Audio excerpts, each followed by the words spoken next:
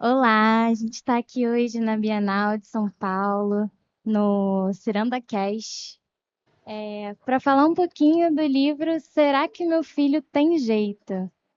Tenho o prazer e a honra de apresentar minha mãe amada e ilustríssima autora desse livro e de outros livros também, é, como Será que... Não, Meu filho tem meu jeito, filho tem jeito? um livro Agora... didático, né? Uhum. E agora... lançando esse livro, Será que meu filho tem jeito?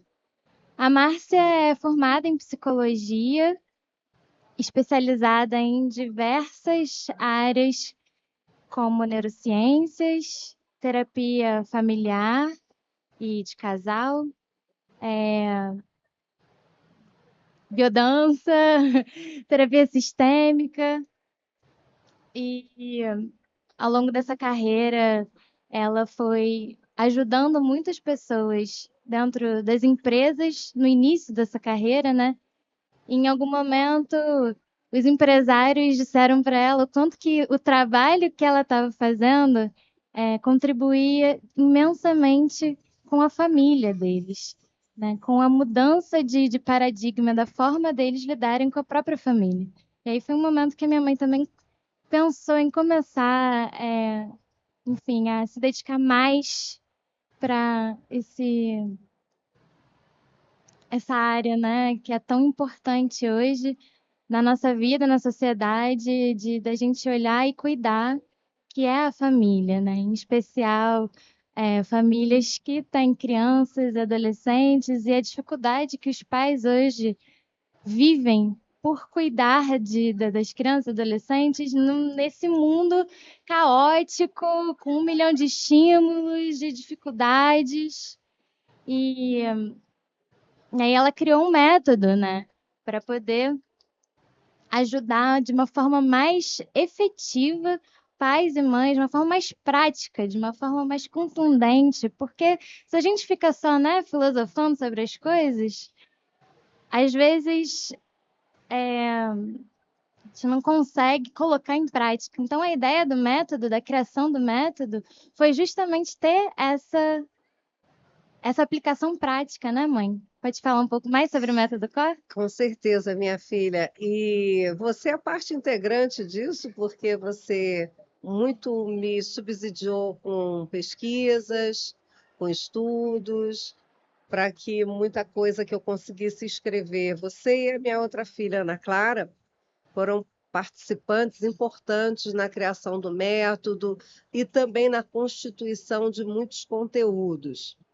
O método, ele se chama método CORE, e CORE significa conexão entre razão e emoção. A maior parte das pessoas não sabe não compreende, não consegue pensar sobre os seus sentimentos. E também não consegue entender os sentimentos que advêm de pensamentos que nós temos. Isso é uma coisa difícil para qualquer pessoa, porque não praticamos isso, isso não é comum, não nos ensinaram, a maior parte dos pais também desconhecem.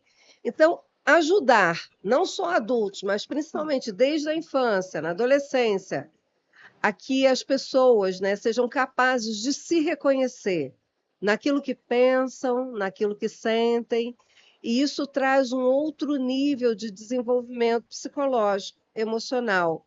Portanto, mais saúde psíquica, e mais saúde psíquica, né, Letícia? Traz vida melhor, traz vida não sem problemas, porque isso não existe, mas uma competência da gente lidar melhor quando os problemas surgem. Né? Daniel Goleman fala muito bem disso, né? Você não tem como prever quando você vai sentir determinada coisa. Daniel fala isso, Daniel Goleman, o pai da inteligência emocional. Mas eu tenho como escolher como eu posso reagir quando eu sentir isso ou aquilo. É sobre isso, né? É sobre essa capacidade de nos gerirmos, podermos nos perceber e perceber na nossa forma de ser, sentir e reagir, né? Sim. E é justamente, né, através da conexão, entre o nosso pensamento, as emoções, a conexão entre a família, a conexão entre a família e a escola, a conexão entre a família, a escola, os amigos, a sociedade, nessas conexões quando profundas, quando verdadeiras, quando bem trabalhadas, né, que fazem com que as crianças possam se desenvolver com saúde, os adolescentes possam se sentir melhor. A gente vê hoje uma epidemia de depressão, ansiedade, quanto que os jovens estão muito Síndrome do pânico. síndrome do pânico, estão passando por tantas situações assim difíceis nesse sentido, Nunca se ouviu falar tanto de distúrbio opositor, TDAH, TDAH. E não que não esteja acontecendo ou que seja exagero de diagnóstico médico, existe sim uma grande reação sistêmica do próprio sistema em que vivemos, né? O sistema não é só o sistema familiar, é o sistema social, o sistema político, o sistema filosófico, é o sistema onde estamos nós inseridos nessa contemporaneidade e que nos leva a uma grande quantidade de crises.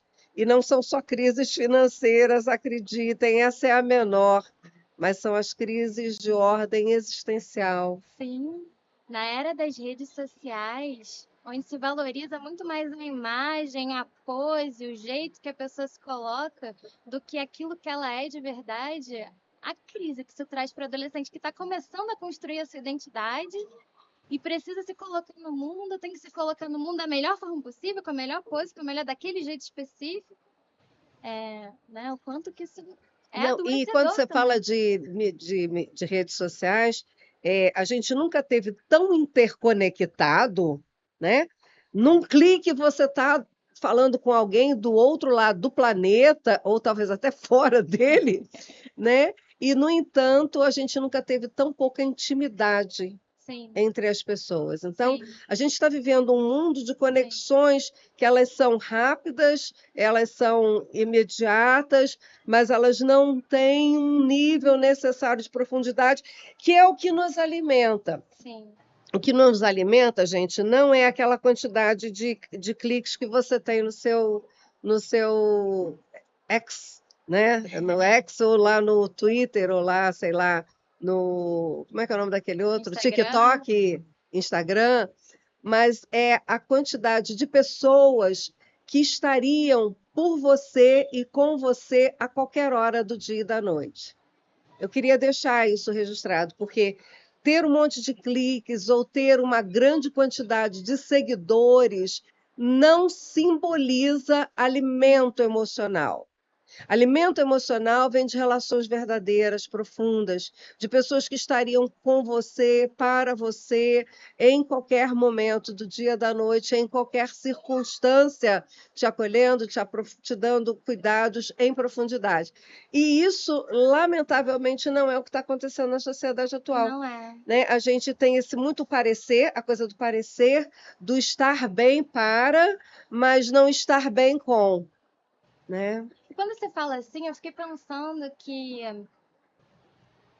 parece óbvio que, não sei se é óbvio, mas ouvindo, imagino que todas as pessoas iam achar muito legal, né? Isso, ter relações verdadeiras, ter conexões, ter uma rede verdadeira de apoio, de suporte, de troca, né? Ter essas conexões com a sua família. Só Sim, que muitas vezes as pessoas também, nesse não mundo que a gente conseguem, sabe, não conseguem porque também não sabe como. não sabem como. A gente está aprendendo outras coisas, outras formas de lidar, a gente fica sem parâmetros, sem referências e Sim, sem, né? Das pessoas é verdade. as famílias não estão desconectadas por Não maldade. porque elas querem, eu acordei um dia, eu vou me desconectar dos meus filhos. Não é assim que funciona, né? Mas Elas simplesmente não conseguem estar numa conexão. estão imersas numa rotina, loucura de trabalho, de demandas, de Sim. coisas, né? De produtividade, de produção. Para mim também é muito claro que um pai, uma mãe, não grita com o filho, bate ou xinga, porque acordou naquele dia e diz assim: eu hoje vou xingar meu filho. Eu costumo dizer assim que o grito, o xingo, a impaciência, a irritação profunda que às vezes os pais têm com seus filhos, eu costumo dizer que é fruto do desespero. É quando já tentou uma grande quantidade de alternativas e não conseguiu equacionar aquele problema de estudo da criança, ou de excesso de tela do adolescente, ou de falta de interesse no convívio social do filho, seja lá o que for, e não sabe mais o que fazer, começa a gritar. E aí, o que ocorre é que, lamentavelmente, esses pais, ao não buscarem ajuda especializada, seja de um psicólogo, seja de um profissional da área da saúde, que possa auxiliar numa nova relação ou numa revisão de relacionamento, ele grita, ele simplesmente se desespera porque ele não sabe mesmo mais o que fazer. E a gente tem até um capítulo aqui no livro que é assim: o filho é meu e eu faço o que eu quero. Quem já não ouviu essa frase antes, né? O filho é meu. Deixa eu ver como é que é o nome do capítulo exatamente. O filho é meu, faço com ele o que quiser. Esse livro aqui, né? O livro que a gente está lançando hoje aqui. O filho é meu, faço com ele o que quiser. Quem já não ouviu essa frase, ou quem até já não falou essa frase? Só que não é bem assim, né? Eu tenho, enquanto pai, enquanto mãe, enquanto educador, enquanto líder religioso de comunidades de jovens, de infância, como professor, eu tenho uma responsabilidade pela formação desses pequenos seres que aparecem na nossa vida. Então, eu não faço o que eu quero. Eu faço o que eu preciso fazer. Só que às vezes eu não sei o que fazer. E muitas vezes eu até sei o que fazer, mas eu não consigo fazer, que é o que a Letícia falava agora há pouco. E não é que não faz por maldade, não faz por impossibilidade. Muitas vezes impossibilidade de si mesmo, né, das suas próprias dificuldades, impossibilidade da rotina, uma vida difícil, de muito trabalho, de muitas horas fora de casa, de muito tempo dedicado ao sustento, para trazer o sustento para dentro de casa. E é interessante, eu me lembro agora de um caso de uma criança que eu atendi, em que o pai tinha perdido o emprego, a mãe tinha perdido o emprego, eles não conseguiram falar isso para a criança e simplesmente tiraram a criança da escolinha de futebol, mudaram de escola, e a criança não estava entendendo o que estava acontecendo. E essa criança, quando, né, a gente tem uma sessão, ele diz assim: eu devo ser um filho muito ruim, porque tudo que eu gosto, os meus pais estão tirando de mim. E aí os dois caem no pranto e dizem na minha frente, né, para essa criança: é que a gente perdeu o emprego. E a gente não tem mais como. A gente, às vezes, subestima a capacidade de compreensão da criança. Eles Esse queriam menino. proteger a Queriam criança, né? proteger com a melhor das intenções. Quando essa criança termina a sessão, ele diz assim: pai, mãe, eu gostei tanto da gente ter conversado. Será que dá para gente? Será que vocês têm ainda algum dinheirinho para a gente passar no mercado, comprar uma batata Pringles e assistir a série tal juntos? Tudo que ele queria não eram os colégios, ou os cursos, ou os brinquedos. Ele queria batata Pringles juntos no sofá assistindo a série e tal. Então, a gente entender o que realmente é significativo e a gente, às vezes, se perde nessa quantidade de eventos sociais, né? De Sim, demandas sociais, de demandas de consumo. sim. Você pode dizer um pouco, assim, né, nesse livro que você escreveu, é, o que que, o que que a pessoa que vai ler pode esperar de receber ao ler esse livro? Porque a gente está falando de um conteúdo que não é um TikTok, né? Não é um conteúdo de 1 minuto. É um conteúdo que vai trazer outros benefícios para a pessoa que vai ler. O que a pessoa pode esperar?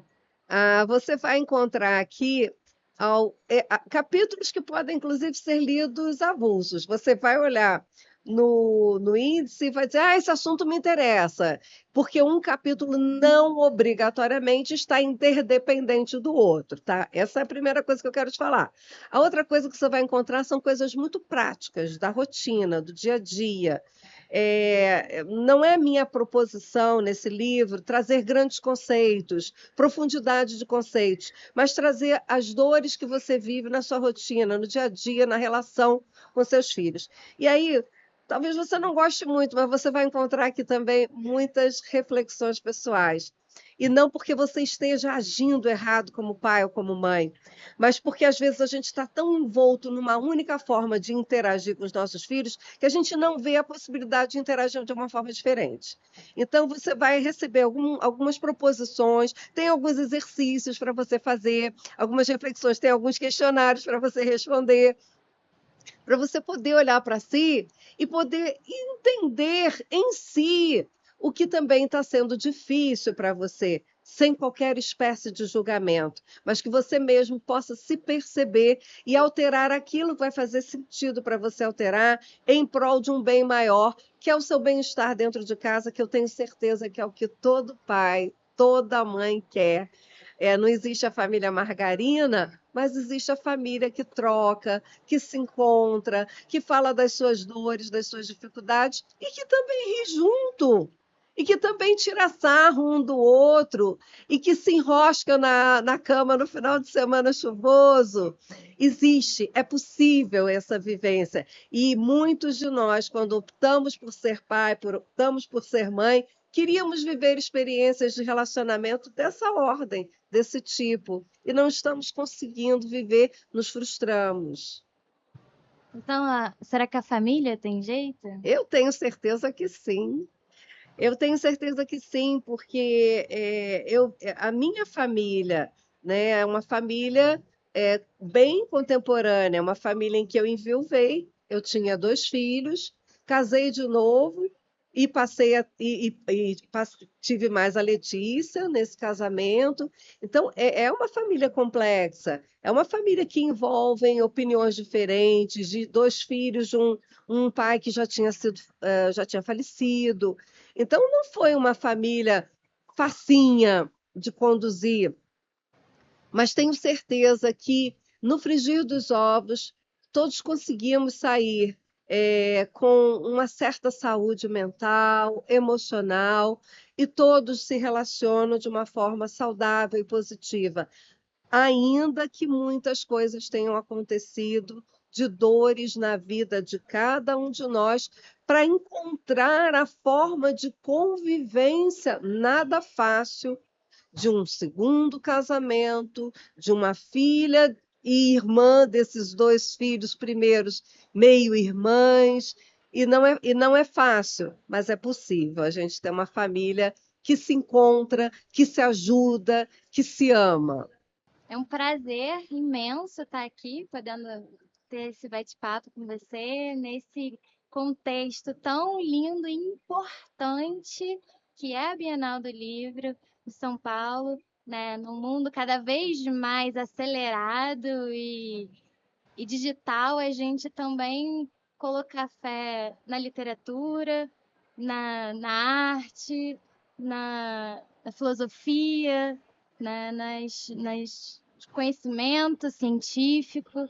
E a gente está aqui pegando no livro, segurando os livros, ver esse mar de gente aqui é uma coisa realmente muito linda, dá muita esperança, né, de construção de coisas, de valorização da nossa literatura, da nossa produção brasileira, né? Então, muito importante estar aqui, muito importante estar aqui tendo esse tipo de debate e discussão, né, sobre Esse a infância, espaço a aberto pela adolescência. Ciranda Cultural, que nos permite estar aqui, né, nesse Ciranda Cast tão bacana, né?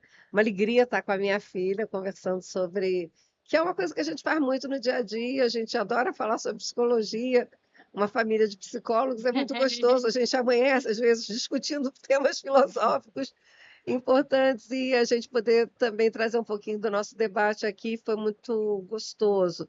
Mas, em especial, quero agradecer muito, Donaldo, a abertura da Ciranda, a equipe espetacular que a Ciranda tem, de profissionais competentes, a Michele, que foi a editora do livro, a Janice, que fez toda a orientação básica que eu precisava para que o livro tomasse esse formato.